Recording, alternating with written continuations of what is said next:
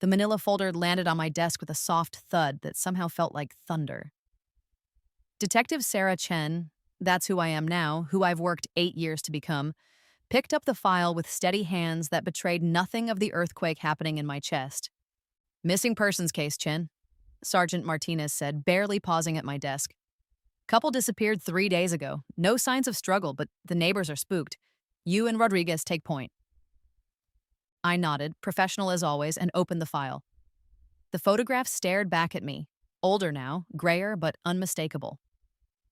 Marcus and Eleanor Hartwell, the people who stole 8 years of my life. The people who locked a 12-year-old girl in their basement and told the world she was their troubled foster daughter who needed special care. The address was burned into my memory. 1247 Maple Drive. I could navigate that house blindfolded, knew every creaking floorboard, every hiding spot, every locked door. But I hadn't seen it in 8 years, not since the night I finally escaped and began the long journey to become the woman sitting in this police station, wearing a badge, carrying a gun, with the power to bring justice. You okay, Chen? Detective Rodriguez appeared beside my desk, coffee in hand. You look like you've seen a ghost. I forced my expression back to neutral. Just reviewing the details. Marcus and Eleanor Hartwell, ages 62 and 58 respectively. Retired, no children. Lived at the same address for 15 years. No children. That was rich. What did they call me all those years? Their special project? Their troubled girl who needed structure? The lies they told to explain why no one ever saw me, why I never went to school, why the basement windows were painted black. Neighbors reported them missing when their newspapers started piling up and their car didn't move for 3 days. Rodriguez continued, oblivious to my internal struggle. House is locked up tight, but nothing seems disturbed. Could be they went on vacation and forgot to tell anyone. I almost laughed. The Hartwells never went anywhere. They were too paranoid, too controlling, too invested in maintaining their carefully constructed lives. If they were gone, something had forced them to leave. Let's go take a look, I said, standing and grabbing my jacket. My hands were perfectly steady now. I'd spent years preparing for this moment, though I'd never imagined it would come like this. The drive to Maple Drive took 12 minutes. I'd timed it dozens of times during my planning phases, back when I was still deciding what kind of justice I wanted. The neighborhood looked exactly the same, neat lawns, modest two-story houses, the kind of place where people minded their own business and assumed the best of their neighbors. The Hartwell house sat at the end of a cul-de-sac, slightly apart from the others. Perfect for privacy. Perfect for hiding secrets. Looks normal enough, Rodriguez observed as we pulled into the driveway. Normal? I wanted to tell him how abnormal this place was, how the basement had been converted into a prison, how the garden shed contained monitoring equipment, how the couple who lived here had perfected the art of appearing perfectly ordinary while committing unspeakable acts. Instead, I said, let's see what we can find. Standing on the front porch, I felt like I was 12 years old again, small and powerless. But I wasn't 12 anymore. I was Detective Sarah Chen, and I had every right to be here. Rodriguez picked the lock, a skill that raised my eyebrows, but I didn't comment. The door swung open and I stepped into the house that had been my prison. The living room looked different. New furniture, different paint colors, but the layout was the same. The kitchen still had the same linoleum floor where I'd knelt to scrub away evidence of my existence before the social worker visits. The stairs still creaked on the third step.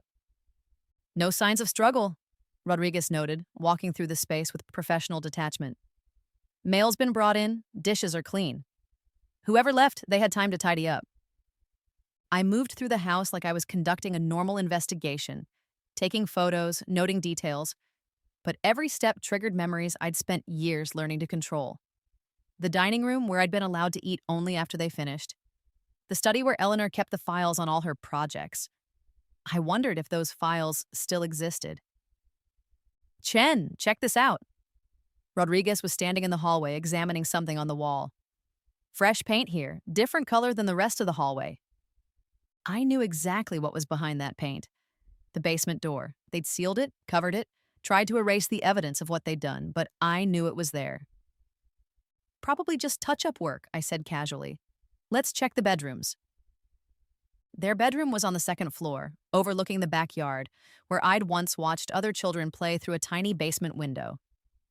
Everything was neat, orderly, too orderly. The Hartwells were meticulous, but this felt staged. Clothes are gone from the closet, Rodriguez observed, but not all of them. And look, jewelry box is empty, but the box is still here. They took valuables but left quickly, I agreed. Question is, were they running from something or someone? In the back bedroom, the one that used to be mine for the few hours each week when social services visited, I found something that made my blood run cold. Photos, hidden in a shoebox in the closet. Photos of children, not current ones, but spanning decades. Different faces, different ages, but all with the same haunted look I remembered seeing in my own reflection. I was not their first victim. I was not their last. Rodriguez, I called, keeping my voice steady. I think we need to treat this as more than a missing persons case. Back at the station, I spread the photos across my desk while Rodriguez made phone calls.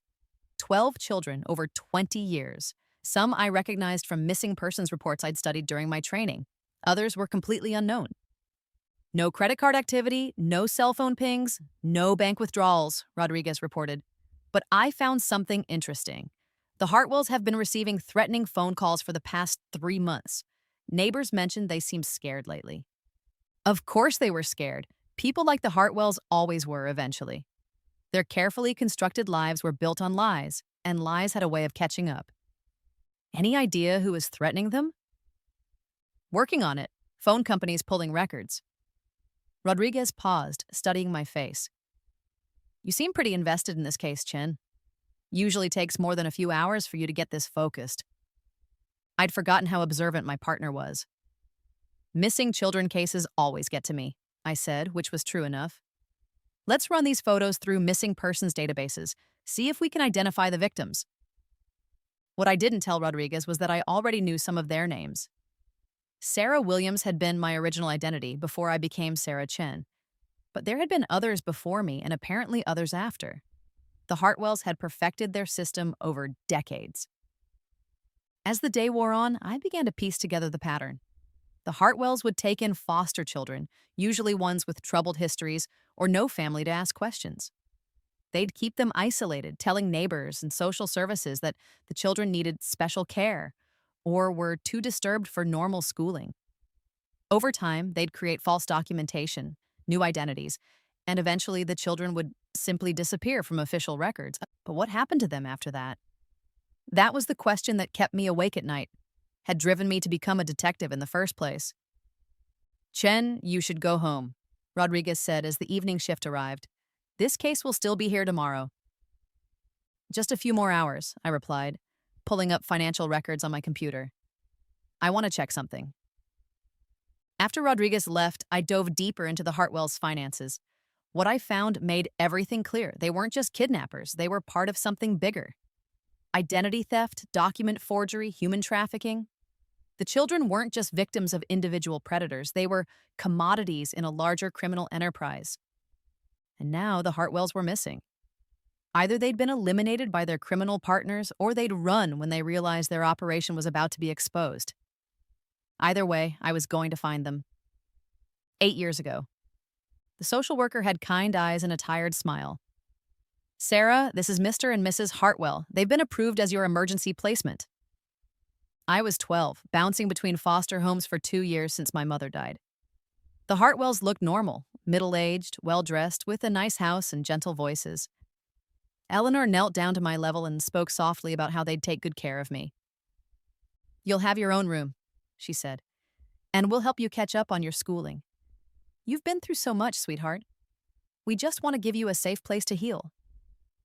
The social worker left after an hour, promising to check on me in a week. That was the last time I saw the outside world for 8 years. The first few days were normal. They showed me to a bedroom, bought me new clothes, cooked meals. But gradually, the rules emerged. I couldn't go outside without permission. I couldn't use the phone. I couldn't answer the door. It's for your own safety, Marcus explained when I questioned him. You've been traumatized, Sarah. The outside world isn't safe for you yet. Present day. I stared at the phone records spread across my desk. 3 months of escalating threats, all from burner phones. Someone had been pressuring the Hartwells, demanding something. Money, probably, or information. Any luck with the phone traces? I asked the tech analyst. Dead ends, all burner phones, purchased with cash. But the pattern suggests organized crime involvement. Professional intimidation tactics. Of course. The Hartwells had always been small players in a larger game. I should have realized their operation was too sophisticated for just two people. My phone buzzed with a text from Rodriguez. Found something at the house. Meet me there. I drove back to Maple Drive, my mind split between past and present. The deeper I dug into this case, the more I understood about what had really happened to me and to the others, 8 years ago. The basement came 3 weeks into my stay. I'd tried to call 911 when they were out, but the phone was disconnected.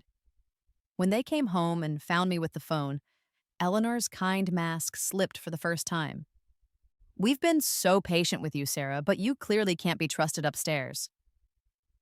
The basement had been converted into a living space of sorts. A bed, a small table, some books. But the windows were painted black and the door locked from the outside. This is temporary, Marcus said, as they led me down the stairs. Just until you learn to appreciate what we're doing for you. The temporary stay lasted 8 years, but here's what they didn't understand about children. We're survivors. While they thought they were breaking me, I was learning. I memorized their routines, their conversations, their weaknesses. I taught myself from the books they brought me, focusing especially on law enforcement and criminal justice. I was going to escape eventually, and when I did, I was going to be ready. Present day. Rodriguez was waiting in the Hartwells' backyard, standing next to a freshly disturbed patch of earth near the garden shed. Neighbors said they saw the Hartwells digging back here about a week before they disappeared, he explained. Thought they were gardening, but look at this. He'd already started excavating. 3 feet down, we found a metal box containing cash, fake IDs, and USB drives full of encrypted data. Emergency stash, I observed, though my heart was racing. They were definitely planning to run. Question is, did they make it out before someone caught up with them? I picked up one of the fake IDs. The craftsmanship was professional. Whoever made these had serious resources. The Hartwells were connected to people with money and skills. 6 years ago. By my 6th year in the basement, I'd figured out the Hartwells' real business. They weren't just sick individuals who liked controlling children. They were part of a criminal network that dealt in human trafficking and identity theft. I learned this by listening. Sound carried through the old house's heating vents, and I became an expert at staying silent while they conducted their business upstairs. Phone calls about shipments and processing new inventory. Meetings with people who spoke in code about moving packages across state lines. The children in those photos weren't just abuse victims, they were products. The Hartwells would take in foster children, break them down psychologically, create new identities for them, and then sell them to other criminals who needed untraceable workers or worse. But I was different. I was smart, observant, and I fought back mentally even when I couldn't physically. After a few years, they seemed to forget I was even there. I became part of the furniture, invisible and ignored. That was their mistake. Present day. Chen, we need to talk about this case, Rodriguez said as we drove back to the station. You're acting like you know these people personally. I kept my eyes on the road. What do you mean? You knew exactly where to look for evidence. You understood their behavioral patterns immediately, and you keep referring to them by their first names, like you're familiar with them. I'd been sloppy. 8 years of careful planning, and I was letting emotion cloud my judgment. I've seen cases like this before, I said. Predators follow patterns. Rodriguez didn't look convinced, but he dropped it. For now. Back at the station, I ran the USB drives through our tech department while researching the criminal network angle. What I found confirmed my worst fears. The Hartwells were part of an organization that had been operating for decades, moving children across the country like merchandise. But the files also revealed something else. The network was being investigated by federal agencies. Someone had been feeding information to law enforcement, and the organization was cleaning house. The Hartwells weren't just missing. They were loose ends being tied up. 4 years ago, my escape took 2 years to plan and execute. By then, I was 18 and had taught myself enough about law enforcement procedures to know I couldn't just run away. I needed a new identity, legal documentation, and a plan for my future. The Hartwells had gotten careless over the years. They left me alone for longer periods, sometimes forgetting to lock the basement door. I used those opportunities to explore the house, learning their security systems and gathering information about their criminal activities. I also gathered evidence: photos, documents, financial records, everything I could find that proved what they'd done to me and to the others. I hid it all in a location they'd never think to look. When I finally escaped, it wasn't dramatic. I simply walked out on a Tuesday afternoon when they were at one of their business meetings. I had everything I needed: evidence, money I'd stolen from their stash, and a detailed plan for my new life. The first thing I did was visit a lawyer who specialized in victim advocacy. I gave him everything I'd collected and told him my story. He helped me establish a new legal identity and connected me with resources for trauma survivors. The second thing I did was apply to the police academy. Present day. The tech analysis came back with disturbing results. The USB drives contained client lists, financial records, and communication logs that painted a picture of a massive criminal enterprise. The Hartwells weren't just local criminals, they were middle management in an organization that spanned multiple states. "This is federal jurisdiction," my sergeant told me when I presented the findings. "FBI's taking over the case." "With respect, sir, we found this evidence. We should at least assist with the investigation." "Chen, this is way above our pay grade. Human trafficking, organized crime. Let the feds handle it." But I couldn't let go. Not when I was this close. 2 years ago. Police academy was the hardest thing I'd ever done, and that's saying something. Physical training was challenging, but the psychological evaluations almost broke me. How do you explain 8 years of captivity without revealing details that would disqualify you from law enforcement? I worked with a therapist who specialized in law enforcement trauma. Together, we crafted a narrative that was true but incomplete. I'd experienced childhood trauma and abuse, had recovered with professional help, and wanted to dedicate my life to helping other victims. It was enough to pass the evaluations. Field training was different. Being a police officer meant having authority, carrying weapons, and making life or death decisions. Everything the Hartwells had stolen from me, power, choice, control, was being returned in the form of a badge and uniform. My first few cases were routine: domestic disputes, petty theft, traffic violations. But I was working toward this moment, when I'd have the skills and authority to find the Hartwells and bring them to justice. Present day. I couldn't let the FBI take over completely. Not when I was the only one who truly understood what the Hartwells were capable of. That evening, I returned to 1247 Maple Drive alone. Using my key from 8 years ago, a key I'd copied before my escape, I entered the house for an unauthorized search. The basement door was exactly where I knew it would be, behind the fresh paint Rodriguez had noticed.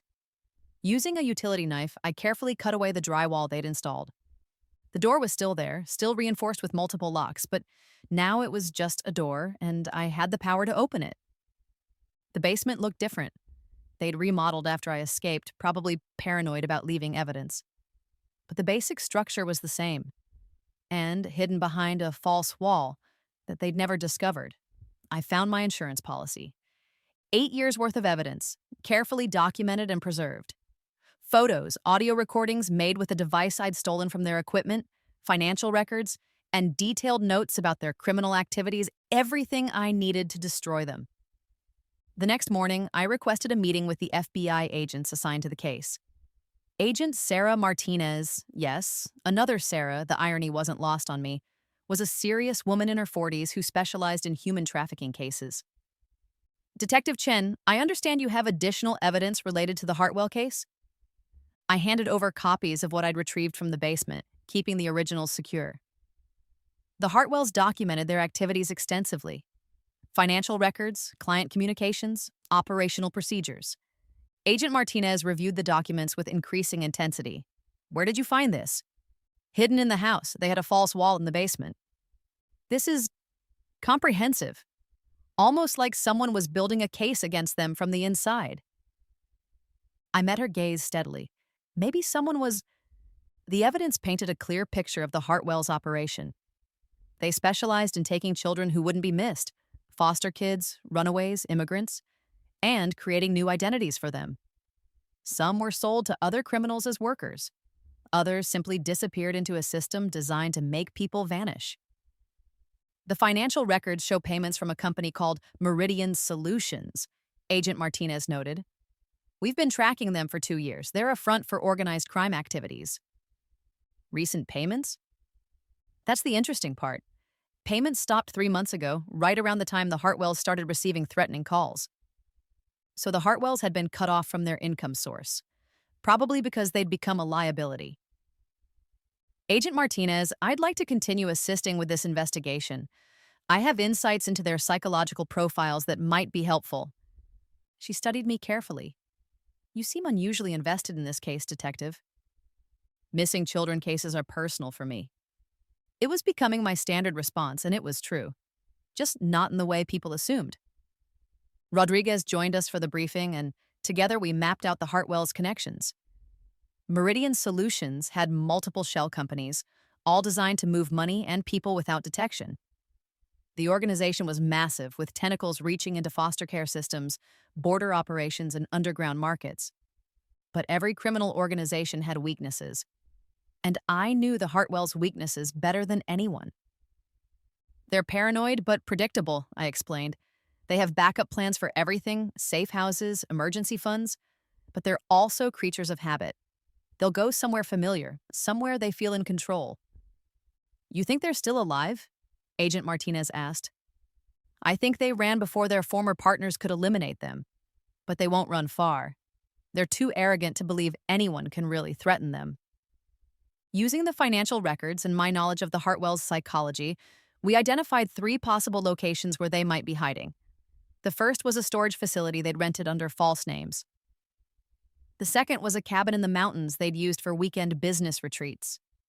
The third was an abandoned warehouse in the industrial district where they'd conducted meetings. We hit the storage facility first, empty but recently used. Sleeping bags, food containers, medical supplies. They'd been there but moved on. The warehouse was our second stop. This one felt different as soon as we approached. Cars in the parking lot, signs of recent activity. Movement on the second floor, Rodriguez reported, checking the building with binoculars. But as we prepared to enter, my phone buzzed with a call from an unknown number. Detective Chen? This is Eleanor Hartwell. I believe you've been looking for us. I signaled to the others to trace the call while keeping Eleanor talking. Mrs. Hartwell, where are you? People are worried about you. She laughed, a sound that sent chills down my spine. People are worried? How nice. I suppose you think we're victims, don't you? Poor missing couple, probably dead somewhere. Why don't you come in and we can discuss. I know who you are, Sarah Williams. The words hit me like a physical blow. After 8 years, she'd figured it out. I don't know what you're talking about. Oh, but you do. Little Sarah Williams, our special project. We've been watching you, following your career with such pride. Our troubled little girl became a police officer. How inspiring. Agent Martinez was gesturing frantically, indicating they'd traced the call to the warehouse we were watching. Where's Marcus, Eleanor? Marcus is indisposed. It turns out our business partners weren't happy with his recent performance. But don't worry about Marcus. Worry about yourself. The line went dead. She's in the warehouse, Agent Martinez confirmed. But if Marcus is dead, she might be planning something desperate. We approached the building with full tactical support. The warehouse had multiple entry points, but I knew Eleanor would choose a location that gave her control and visibility. She was always the strategist of the two. 3rd floor, northeast corner, I told the team. She'll want to see us coming and have multiple escape routes. As we moved through the building, I found evidence of the Hartwells' recent presence and of violence. Blood on the floor, signs of a struggle. Marcus was probably dead, just as Eleanor had implied. But Eleanor was very much alive, and she was waiting for me. We found her exactly where I'd predicted, in a converted office space on the 3rd floor that overlooked the entire warehouse district. She was sitting calmly at a desk, dressed as if for a business meeting, with a gun within easy reach. "Hello, Sarah," she said when we entered. "You look well. Police work agrees with you." I kept my weapon trained on her while agents secured the room. "Eleanor Hartwell, you're under arrest for kidnapping, human trafficking, and conspiracy to commit murder." Murder? Now that's harsh. We never killed anyone directly. We simply facilitated their transitions to new lives. "Where are the children, Eleanor? The ones from the photos?" She smiled, the same patronizing expression I remembered from childhood. "Our children are exactly where they need to be, living productive lives, contributing to society in their own ways." "You sold them. We provided opportunities. Do you think any of those children had better prospects on their own? Broken foster system, neglectful families, criminal backgrounds? We gave them structure, purpose, value." I wanted to shoot her right then. This woman who had stolen 8 years of my life, who had tortured dozens of children, was still trying to justify her actions. "You locked me in a basement for 8 years. We gave you focus. Look how well you turned out. Police detective, respected member of society. Would that have happened if we'd left you to drift through the foster system?" Agent Martinez stepped forward. "Mrs. Hartwell, we need information about Meridian Solutions and your other criminal associates."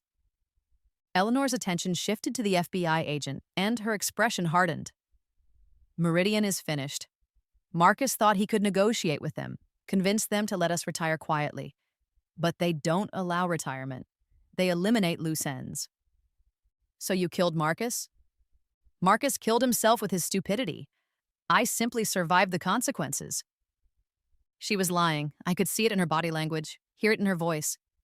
Eleanor had killed Marcus to save herself, probably offered him up to buy time. "The children," I pressed. "I need locations, names, contact information for everyone you sold." "Oh, Sarah, still trying to save everyone, aren't you? Just like when you were 12, always worrying about the other children who came and went." "Other children who came and went." My blood ran cold. How many others were there while I was in the basement? Does it matter? They all found their places eventually. I realized with horror that the basement hadn't been a permanent prison for everyone. Some children had stayed only weeks or months before being moved to their final destinations. I'd been the long-term resident, the one they'd kept for their own purposes. Where did they go, Eleanor? Everywhere. Domestic workers, agricultural labor, specialty services.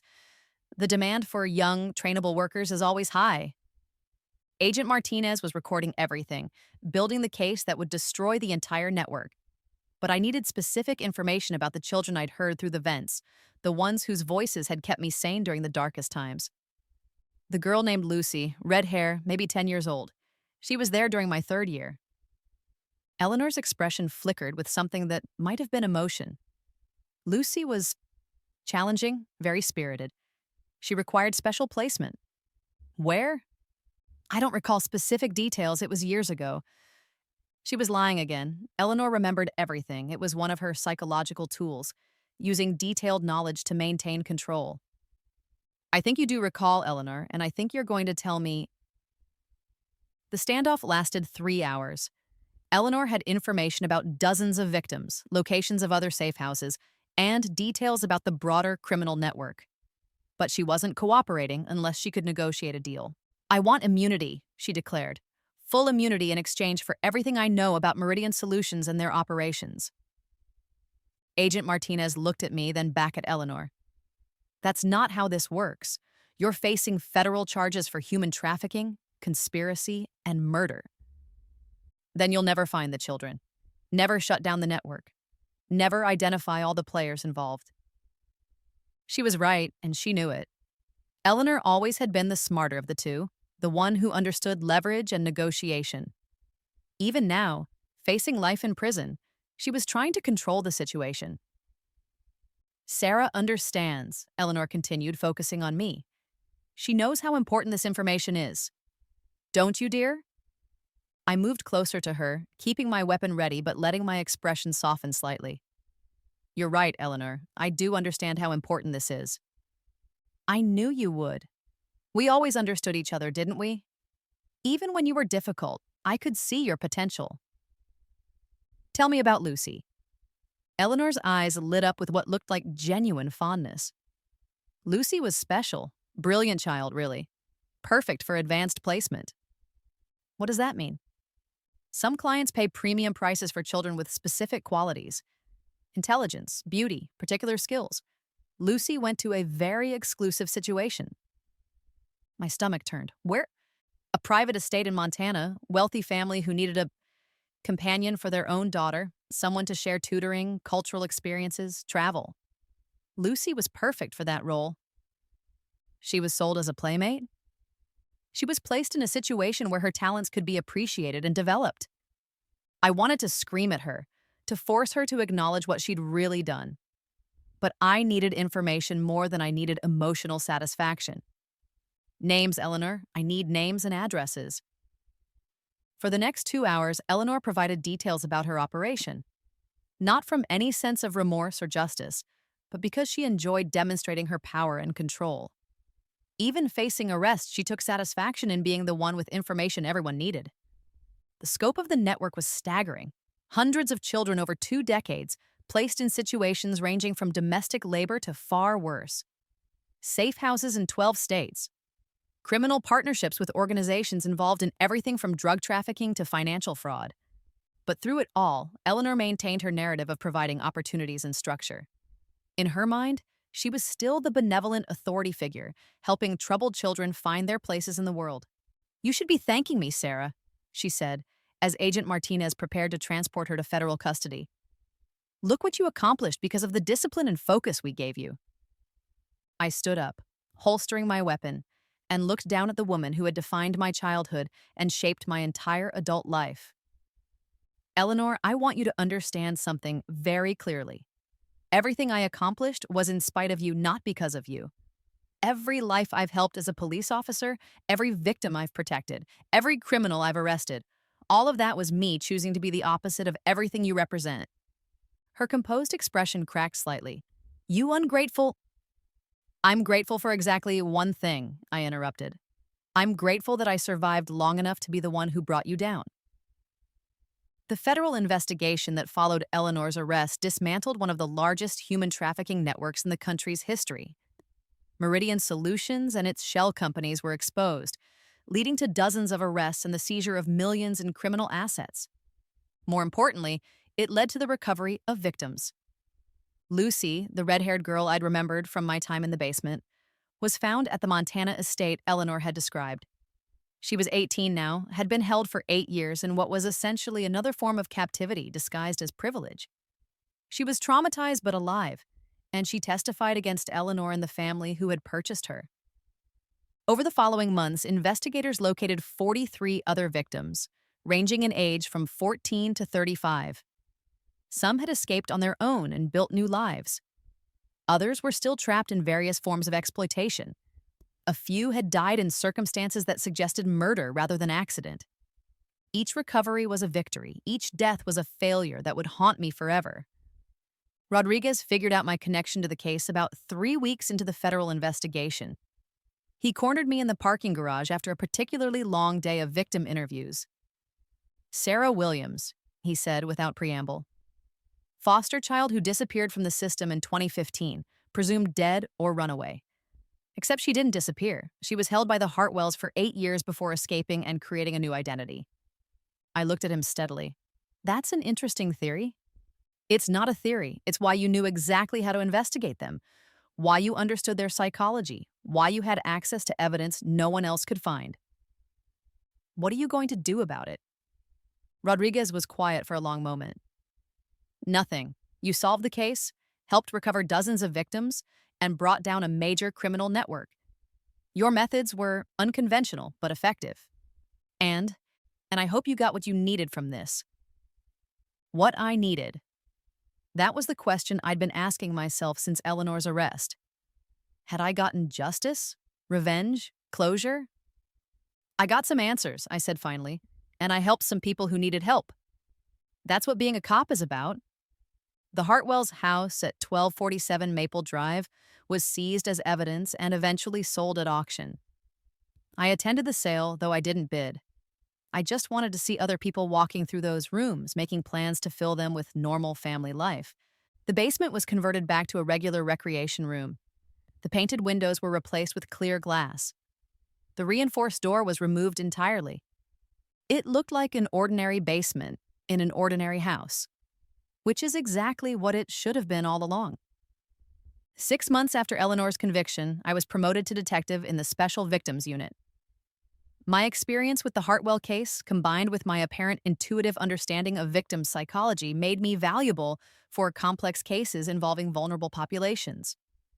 What my supervisors didn't know was that my intuitive understanding came from 8 years of firsthand experience with predators and their methods. I could read victim behavior because I'd been a victim.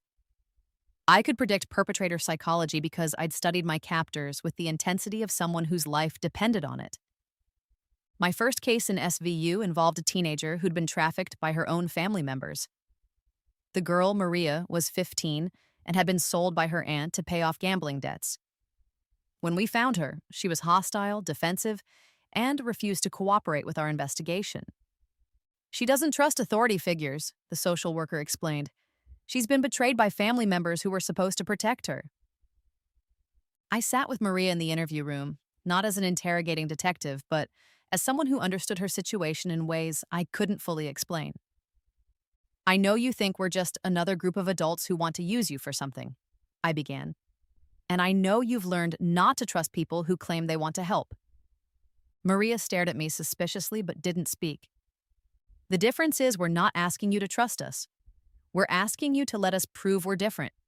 And if we disappoint you, if we fail to protect you or help you the way we're promising, then you can walk away and we won't stop you."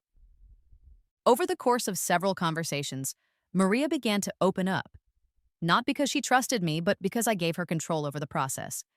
I let her set the pace, choose how much to reveal, decide what justice looked like for her situation. It worked because I remembered what it felt like to have no control, no choice, no voice in decisions that affected my life. Maria's case led to the arrest of 12 people involved in a trafficking ring that operated through legitimate businesses. More importantly, it led to the recovery of 6 other teenage victims and the development of new protocols for working with traumatized youth. Standing in the courtroom as Maria's traffickers were sentenced, I thought about Eleanor's words. "Look what you accomplished because of the discipline and focus we gave you." She was wrong, but she wasn't entirely wrong. The 8 years of captivity had shaped me in ways that made me effective at this work. Not because of the trauma itself, but because of how I'd chosen to respond to it. I'd turned survival skills into professional tools. I'd transformed hypervigilance into investigative intuition. I'd used my understanding of predator psychology to protect other victims. Eleanor had tried to break me, to make me into something she could control and exploit. Instead, she'd created someone uniquely qualified to bring down people like her. That evening, I drove past 1247 Maple Drive one last time. The new owners had painted the house blue and installed a playground in the backyard. Children's bikes were scattered on the lawn. It looked like a home where children were safe and happy, which is exactly what it should have been for me, and for Lucy, and for all the others who had suffered there. I couldn't change the past. I couldn't save everyone who needed saving, but I could use what I'd learned to protect future victims and ensure that predators like the Hartwells faced justice. As I drove away from Maple Drive, I wasn't Sarah Williams anymore, the frightened child who'd been locked in that basement. I wasn't even just Sarah Chen, the detective. I was someone who had taken the worst experience of her life and transformed it into purpose. Someone who had survived not just captivity, but the long journey back to agency and power. Someone who would spend the rest of her career making sure that when children like Maria needed help, there would be someone who truly understood their situation and knew how to fight for them.